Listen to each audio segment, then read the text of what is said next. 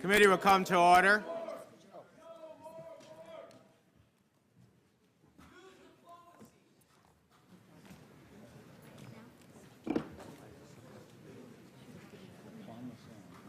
The committee will come to order. Mr. Secretary, you have a warm welcome.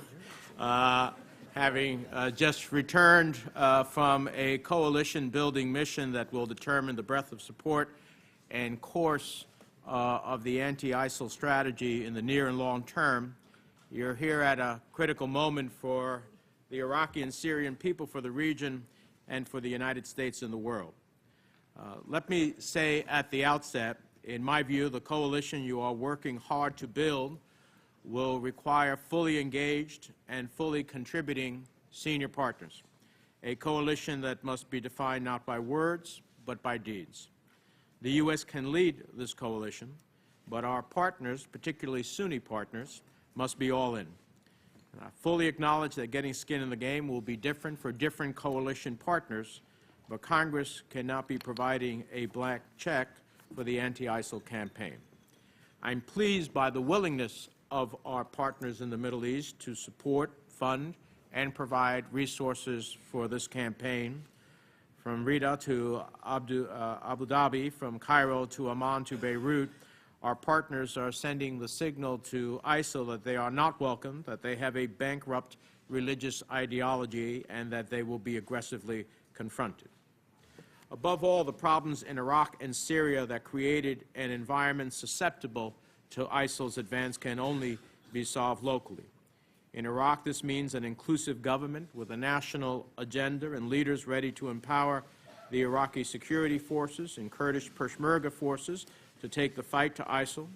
In Syria, it means training and equipping a vetted Syrian opposition force that shares our vision for a pluralistic, free Syria, free of ISIL and all violent extremist groups, but also free of Assad and his regime backers.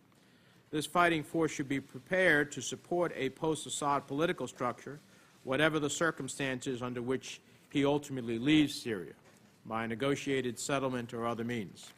The President has laid out a comprehensive, holistic strategy that purports to integrate all the tools of U.S. power to defeat ISIL. What I expect to hear today is some specifics, the timeline for this mission, the scope, the resources in both personnel, funds, intelligence, military assets, and assistance, as well as the role our coalition partners will play. We must be clear-eyed about the risks before providing our enduring support for this operation. The fact is, we are living in 2014, not 2003.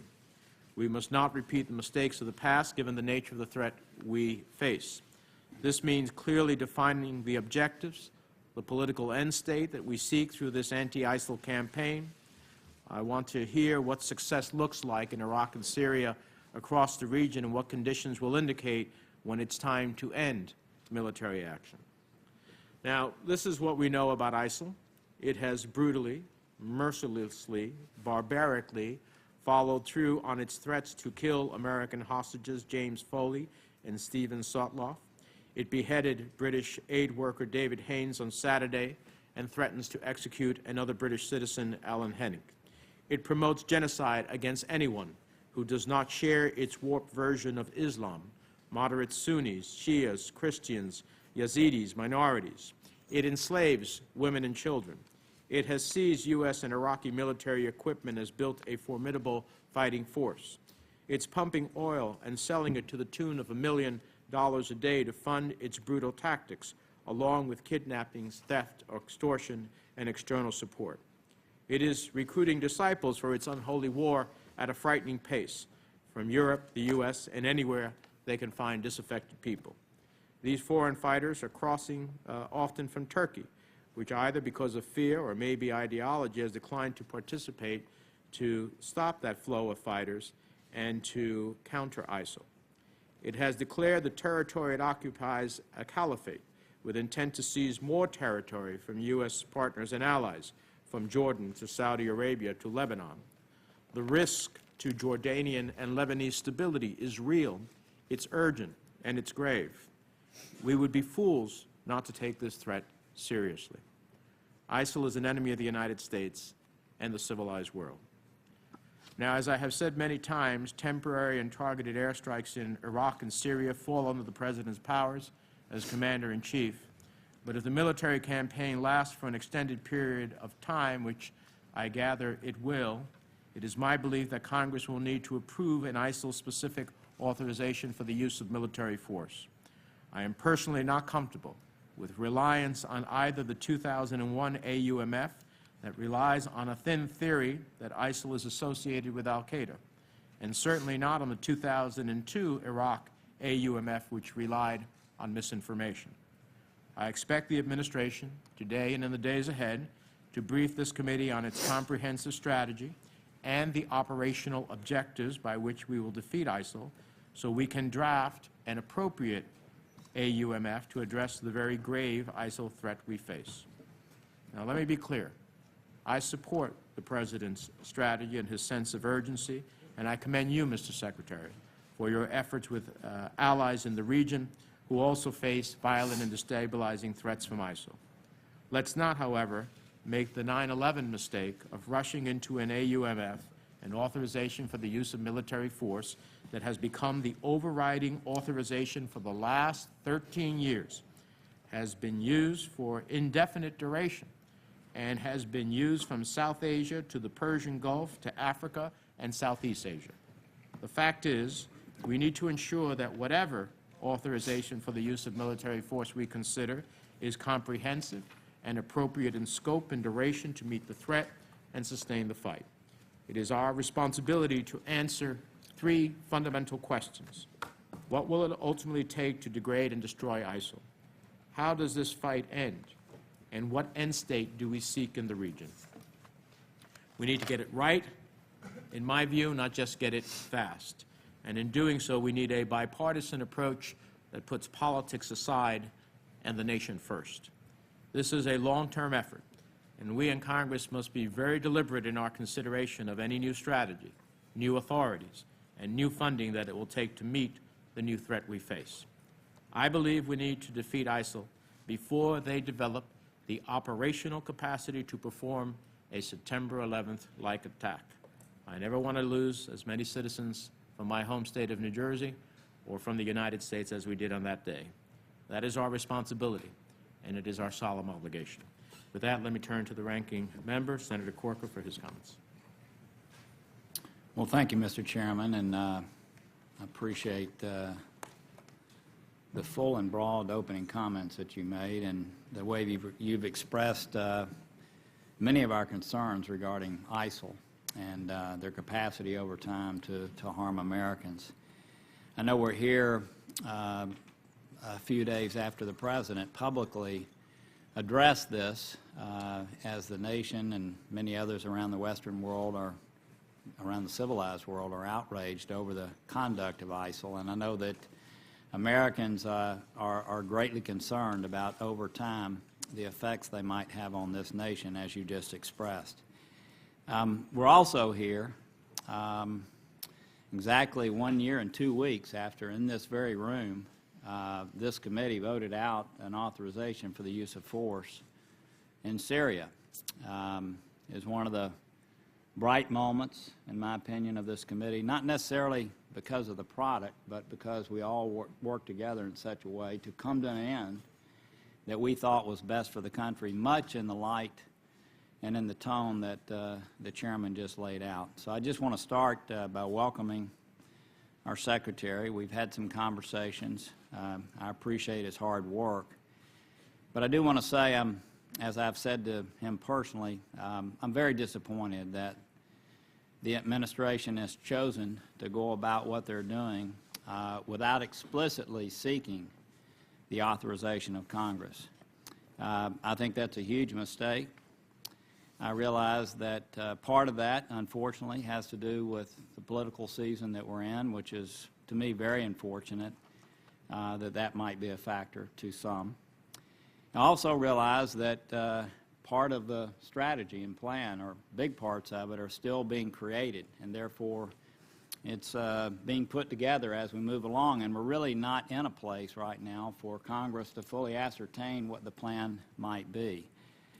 And as the Chairman just mentioned, he's going to deal with an authorization. Our committee will deal with an authorization. But I just want to say to our Secretary, I hope that when that's done, it's done with the administration explicitly seeking that, not saying if Congress wants to play a constructive role, it can and it would be welcomed, but one where you seek it and you lay out in detail for us in both classified and open settings what it is we're seeking to achieve and how we're going to go about it. And again, I know much of this is being made up as we go along. I do hope that the Secretary today will outline the true nature of the threat. I know he was in a meeting prior to coming in here where some of that was being discussed, but I hope that clearly today you'll lay out what you think the true nature of the threat is. Thirdly, and just one glaring piece, I know that Secretaries of State probably don't have the same opportunity that senators do to visit people in refugee camps and to see people that we've said we would support and don't. We've been pushing in this committee for years, or for a long time, to arm and train the vetted moderate opposition. We passed out of this committee a year and a half ago, almost, on a 15-3 vote that we've been pushing for it for longer than that. And in spite of the fact that there are some alleged activities that are occurring, we have not done the things that we said we would do. As a matter of fact, I would say that the position that the administration has taken over this last year and 2 weeks since we were here meeting about the authorization and passing one has led to many of the problems that we are facing today, many of the problems that are causing civilization itself to be fearful. And again, though, I appreciate the fact that the Secretary is here today, that the administration has stepped forward and has the beginnings of a thought process as to how to address it. I do want to say that what I've heard about dealing with the moderate opposition to me is odd. I know that the administration, especially at the White House, has stated how generally feckless, to use a word I think that describes it, they believe this moderate opposition to be, and yet we look at this and today it's our entire ground game. I have supported the training and arming of these rebels for some time.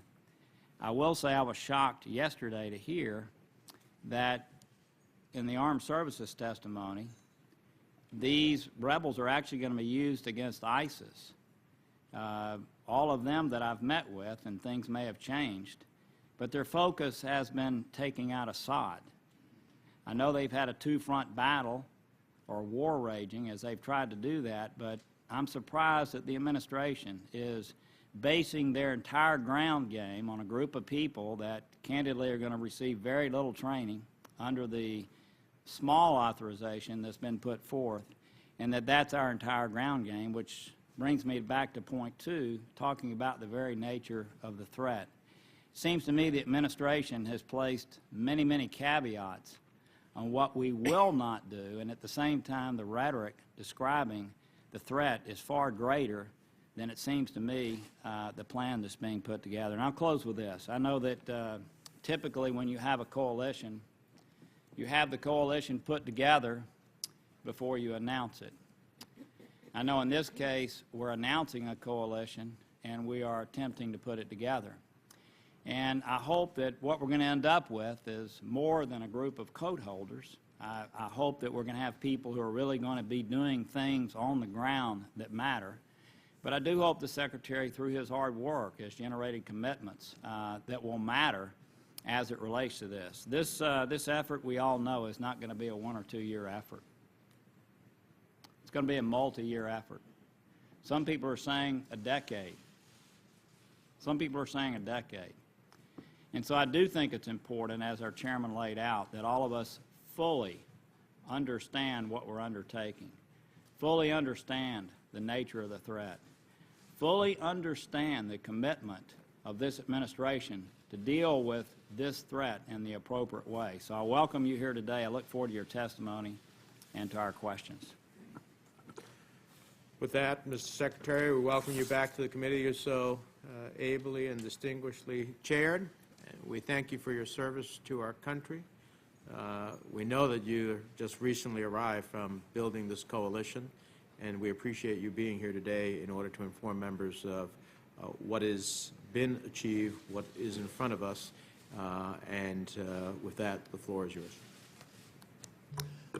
Well, Chairman Menendez, Ranking Member Corker, and members of the committee, my friends and former colleagues, I really thank you for holding this hearing on an issue that is obviously fraught with all the high stakes that both the chairman and the ranking member have just described, and all of the members of the committee understand deeply. And I really look forward to this opportunity to both define the threat that ISIL does pose, the ways in which it does, and of course our strategy for defeating it. And all of that could not be more critical for the country.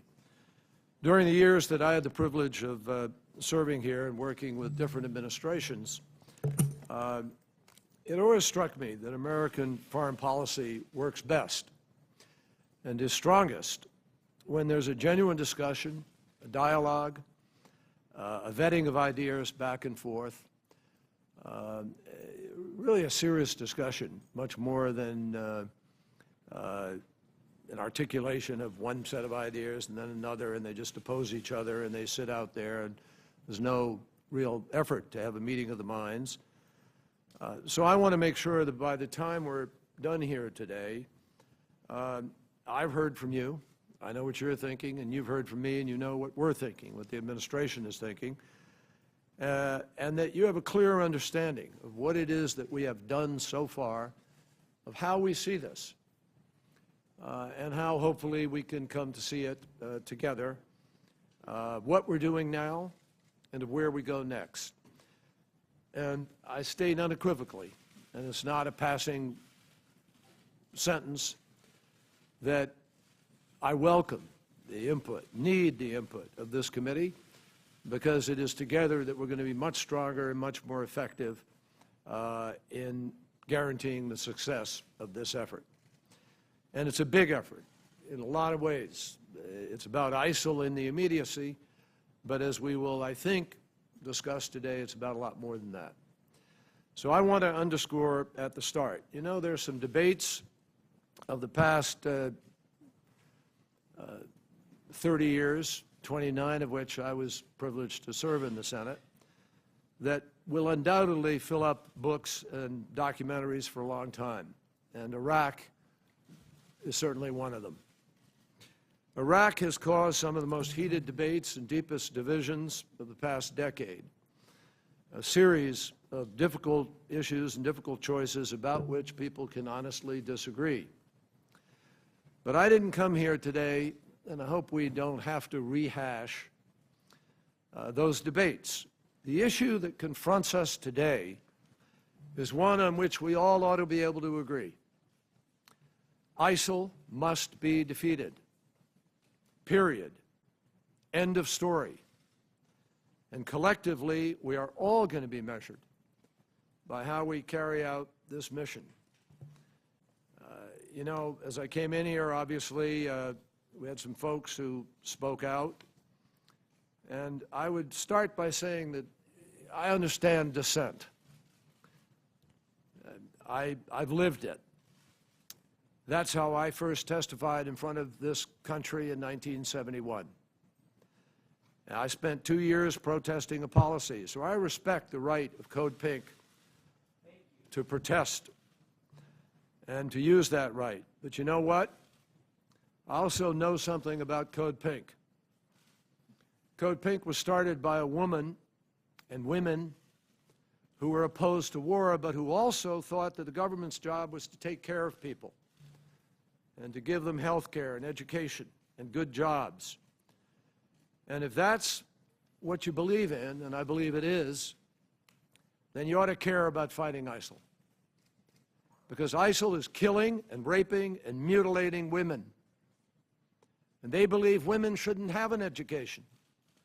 They sell off girls to be sex slaves to jihadists. There is no negotiation with ISIL. There is nothing to negotiate.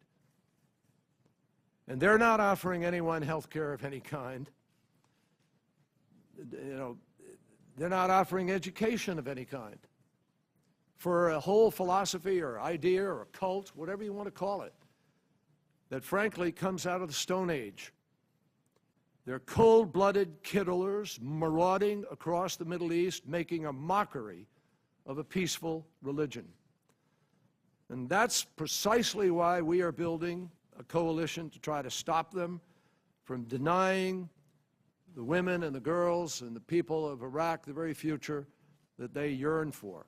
And frankly, Code Pink and a lot of other people need to stop and think about how you stop them and deal with that. So, More invasion will not protect the homeless. I will, More invasion will not protect the homeless. let me make it, More invasion will not protect the homeless. so it's important for people to understand, there's no invasion. The invasion was ISIL into Iraq. The invasion is foreign fighters into Syria. That's the invasion. And it is destructive to every possibility of building a state in that region. So, even in a region that is virtually defined by division, and every member of this committee understands the degree to which these divisions are deep in that region. Leaders who have viewed the last 11 years very differently have all come together for this cause. They may agree on very little in general, but they are more unified on this subject than anything that I've seen them unified on in my career. So as President Obama described last week when he spoke directly to the American people, we do have a clear strategy to degrade, defeat, and destroy ISIL. And it's not in its infancy. It has been well thought through and carefully articulated, and now is being built in these coalition efforts that began with the meeting in Jeddah and moved to Paris, and will move to the United Nations this week when I chair a UN Security Council meeting on Friday. The United States will not go it alone. That has been a fundamental principle on which President Obama has sought to organize this effort. And that is why we are building a coalition, a global coalition. There are more than 50 countries that already have agreed or are now doing something. Not every country will decide that their role is to have some kind of military engagement. But every country can do something, and we'll show exactly what that means. And as I traveled around the region and Europe in the last days, the question that foreign leaders were asking me was not whether they should join the coalition, but how they can help. We're also, and I emphasize this, we're not starting from scratch. This is an effort that we have been building over time, both on our own and with the help of our international partners. Even before President Obama delivered his speech last week, nearly 40 countries had joined in contributing to the effort to strengthen the capacity of Iraq to be able to strengthen its military, to train, to provide humanitarian assistance. We've been focused on ISIL since its inception as the successor to al-Qaeda of Iraq in 2013. And back in January, realizing that, we ramped up our assistance to the Iraqi security forces, increasing our intelligence, surveillance, reconnaissance, or ISR, the flights that get a better picture of the battlefield. We expedited weapons like the Hellfire missiles for the Iraqis in order to bring their capacity to bear in this fight. Early this summer, the ISIL threat accelerated when it effectively erased the Iraq-Syria border and the Mosul Dam fell. The President acted immediately, deliberately and decisively. We further surged the ISR missions immediately. We set up joint operations centers in Baghdad and Erbil immediately.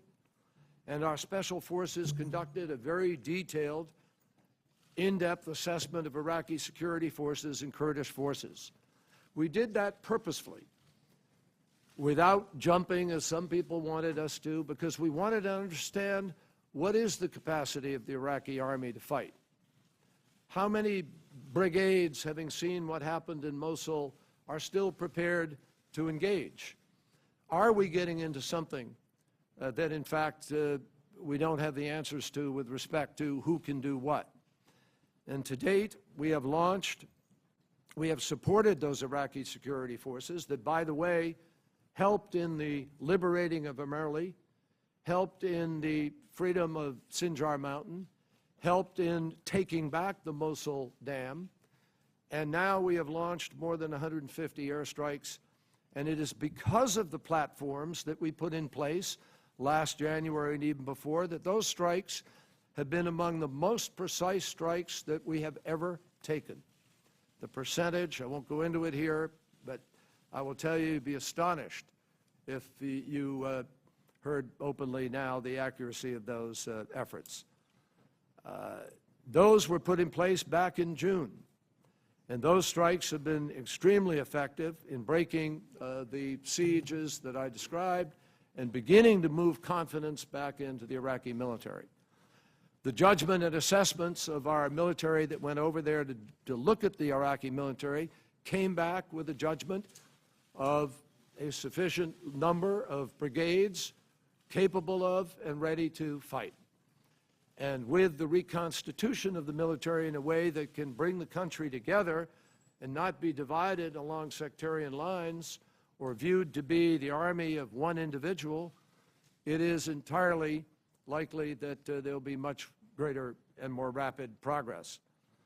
So that has given us time to put in place the two pillars of a comprehensive strategy against ISIL. An inclusive Iraqi government, which was essential. There would be no capacity for success here if we had not been able to see the Iraqi government come together. And secondly, the broad international coalition, so the U.S. is not alone. We redoubled our efforts, frankly, to help move the Iraqi political process forward. And we were very clear-eyed about the fact that the strategy of ISIL would only succeed if we had a strong, inclusive government, and frankly, that required transformation in the government, which the Iraqis themselves effected. With our support and several weeks of very complex negotiations, President Massoum nominated Haider al-Abadi to serve as Prime Minister. And shortly thereafter, Prime Minister al-Abadi, again with our support and others, was able to form his cabinet and present it to the Parliament. And last week, that government was approved. I have to tell you, it was quite astonishing to be in Jeddah the other day with the Saudis, Emiratis, the Bahrainis, the Jordanians, the Qataris, the Turks, the Lebanese, and Iraqis. Iraqis in Saudi Arabia. And everybody here in this committee knows what that relationship's been like for the last years. And to hear the foreign minister of Iraq, who chaired the meeting, Saud al-Faisal, say that they were prepared to open an immediate embassy in Baghdad. That's transformative. The result is something also for Iraq that is never seen before in its history. An election deemed credible by the United Nations, followed by a peaceful transition of power without any U.S. troops on the ground. I must say, I was sort of struck yesterday.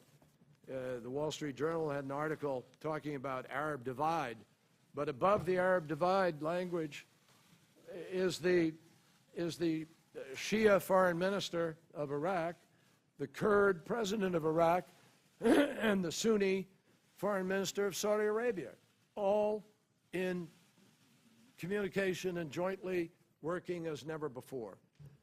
So I think people need to focus on what has been accomplished here. As you know, I went to Iraq last week. I traveled. I met with the leaders of Iraq. And throughout the entire process, we've been in touch with regional leaders to ensure that the new and inclusive government is going to receive support from the region. With this inclusive government in place, it is time for a defensive strategy that we and our international partners have pursued to get things together, get the inclusive government, know exactly where we're going, to now transition to an offensive strategy, one that harnesses the capabilities of the entire world to eliminate the ISIL threat once and for all. President Obama outlined this strategy in detail. I'm not going to go through it in that detail, but I'll just quickly say, I'll be quick in walking through it. At its core, our strategy is centered on a global coalition that will collaborate closely across a number of specific areas, including direct and indirect military support. Military assistance can come in a range of forms, from training and equipping to logistics and airlift, and countries from inside and outside of our region are already, right now, providing that support in these venues. I've also no doubt whatsoever that we will have the capabilities and the resources we need to succeed militarily. And President Obama made clear that we will be expanding the military campaign to take on ISIL in Iraq, in Syria, wherever it is found. But this is not the Gulf War in 1991. It is not the Iraq War in 2003. And that's true for a number of reasons. Number one, U.S. ground troops will not be sent into combat in this conflict. From the last decade, we know that a sustainable strategy is not U.S. ground forces. It is enabling local forces to do what they have to do for themselves and for their country. I want to be clear. The U.S. troops that have been deployed to Iraq do not and will not have a combat mission. Instead, they will support Iraq forces on the ground as they fight for their country against these terrorists. And in Syria, the on-the-ground combat will be done by the moderate opposition, which serves as the current best counterweight in Syria to extremists like ISIL. We know that ISIL, as it gets weaker, the moderate opposition will get stronger. And that will be critical in our efforts to bring about the political solution necessary to address the crisis in Syria once and for all. That is one of the reasons why it is so critical that Congress authorized the opposition train and equip mission when it comes to the floor.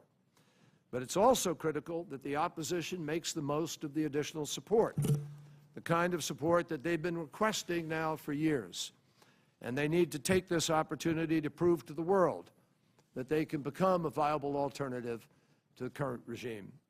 Number two, this is more than just a military coalition, and I want to emphasize that. In some ways, some of the most important aspects of what we will be doing are not military. This mission isn't just about taking out an enemy on the battlefield. It's about taking out a network, decimating and discrediting a militant cult masquerading as a religious movement.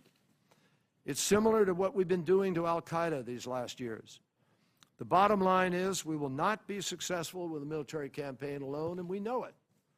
Nor are we asking every country to play a military role. We don't need every country to engage in that kind of military action, and frankly, we're not asking them, and we don't want every country to do that. Only a holistic campaign will accomplish our objectives. In addition to the military campaign, it will be equally important for the global coalition to dry up ISIL's illicit funding.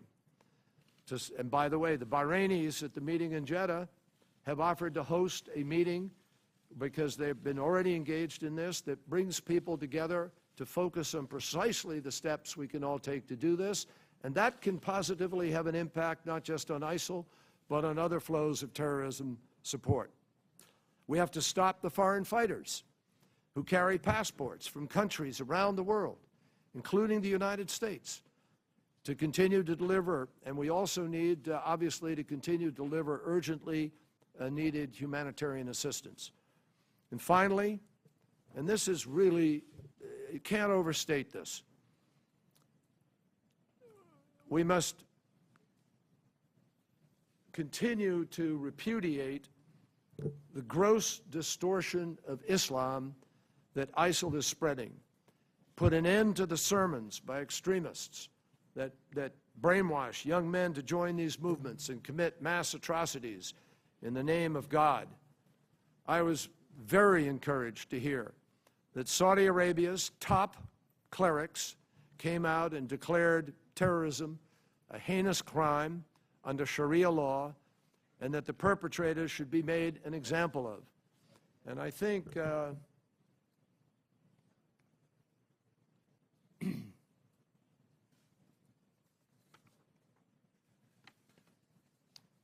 I might just mention, well, I'll wait till we get in the Q&A. I'll come back to this, but a very important statement was made today by the top clerics in the region, and I want to come back to that because I think it's critical. But let me just emphasize that when we say global coalition, we mean it. And this is not Australia, other countries in the Far East, countries in Europe have all taken on already initial responsibilities. So, my colleagues, we are committed to working with countries in every corner of the globe to match the campaign with the capabilities that we need to fight it. And I can tell you today that every single person I spoke to in Wales, at the Wales Summit, in Jeddah, in Paris, where we had more than 30 countries and entities, they all expressed strong support for our mission and a willingness to help in some way. We had excellent meetings, and our meetings in Baghdad and in Cairo and in Ankara also advanced the process. At the conference in Paris, we took another step towards the UNGA meetings this week. And the UNGA meetings, unlike the meetings we've had thus far, which have all been behind closed doors, the UNGA meetings, these countries will be speaking out publicly at the United Nations Security Council, and the world will begin to see what each of these countries are prepared to do.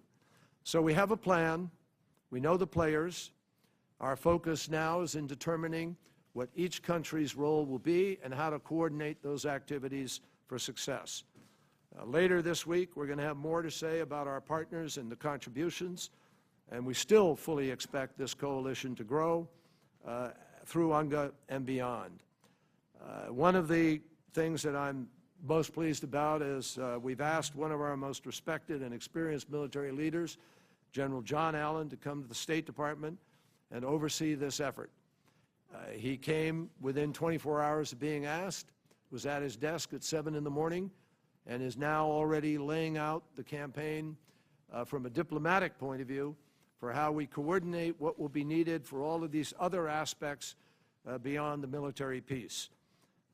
And had a long meeting with him yesterday, again today, and I'm confident that together with Ambassador Brett McGurk, who will serve as his deputy, and Assistant Secretary Ann Patterson, who was so much a part of our effort against al-Qaeda when she was our ambassador to Pakistan, we have a very experienced group of people engaged in this effort. The fact is, if we do this right, then this effort could actually become a model for what we can do with respect to the individual terrorist groups in other places that continue to wreak havoc on the efforts of governments to build their states and provide for their people. And I'm confident that with our strategy in place and our international partners by our side, we will have all that we need. And with the help of the Congress, we will be able to succeed in degrading and ultimately destroying this monstrous organization wherever it exists. I know that was a little long, Mr. Chairman, but I wanted to lay it out, and I appreciate your patience. Well, thank you, Mr. Secretary. Let me start off with, I think one of the most critical lessons that we have learned from past U.S. military interventions abroad is that we must have a clear vision for the end state that we're seeking, and a coherent strategy that is focused about how not only do we enter and succeed, but how do we exit a theater of war. So I'd like to get, as succinctly as you can, a statement from you as to what does the end goal look like? I heard you talk about taking out a network. I get that. But beyond that, what is the political end state conditions we're seeking so that we will know that it's time to end military action? Well, the military action ends when we have ended the capacity of ISIL to engage in broad-based terrorist activity that threatens the state of Iraq, threatens the United States, threatens the region. That's our goal. And that means ending their ability to live in ungoverned spaces, have a safe haven, and be able to control territory and move at will to try to attack the United States or other places. The threat, obviously, right now is more immediate to the Middle East and to Europe, but we have Americans over there fighting with passports. So obviously that doesn't mean we're going to look to eliminate every person who is associated with ISIL. We haven't been able to eliminate every person associated with al-Qaeda. Absolutely. So then the question... But we've been able to reduce their capacity to mount a major attack under, the circumstances that we're able to obviously guard against and engage in preventative activity. In Iraq, we want a sovereign Iraq whose territorial integrity has been restored without the presence of ISIL. And an independent, inclusive government that is functioning. And in Syria? In Syria, likewise. We believe that ultimately there's no solution to Syria without a political settlement. That goal hasn't changed. But Assad has had little incentive to negotiate. The incentive that existed when I first went to Moscow last year and President Putin and Russia agreed to support the Geneva process regrettably got sidetracked by a number of things, one of which was the infighting that began to take place in the opposition itself. Two, the unexpected degree to which Assad became an extraordinary magnet for terrorists. And that's when you began to have this amazing flow of foreign fighters who came to get rid of Assad. And as Assad gassed people and barrel-bombed people and tortured and so forth, it became more evident to those global fighters that, and particularly to countries in the region, they were focused on whatever group could get rid of Assad. And unfortunately, tragically, ISIL is somewhat an outgrowth of that phenomenon. And therefore, we are today, I think all the countries in the region have recognized that there was a mistake of judgment with respect to that process, and I think people are bending over backwards to try to rectify it. I think members of this committee who joined together to first vote for the authorization of use of military force as President Obama was headed to the G20 summit at the time in Russia to deter Assad from using chemical weapons, and who subsequently voted in a bipartisan effort to arm the vetted Syrian rebels over a year ago, fully appreciate that. It is my hope that when we refine the definition of the end state as it relates to the campaign against ISIL, that we understand that if I'm a moderate vetted rebel and I'm being asked to fight against ISIL now, I also need to fight against Assad, because that is my ultimate mission. And so as we move forward, I'd like to hear how that is coincided. Let me ask you two other questions.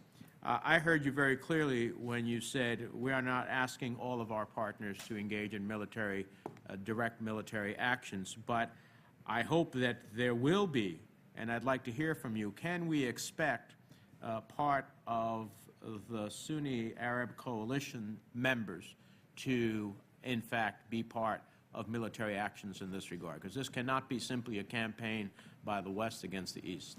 You're absolutely correct, Mr. Chairman. And first of all, let me thank you, and I thank the committee for the vote that you took, the only entity in the Congress that did, and it was an affirmative vote, and we're grateful for that and respect it.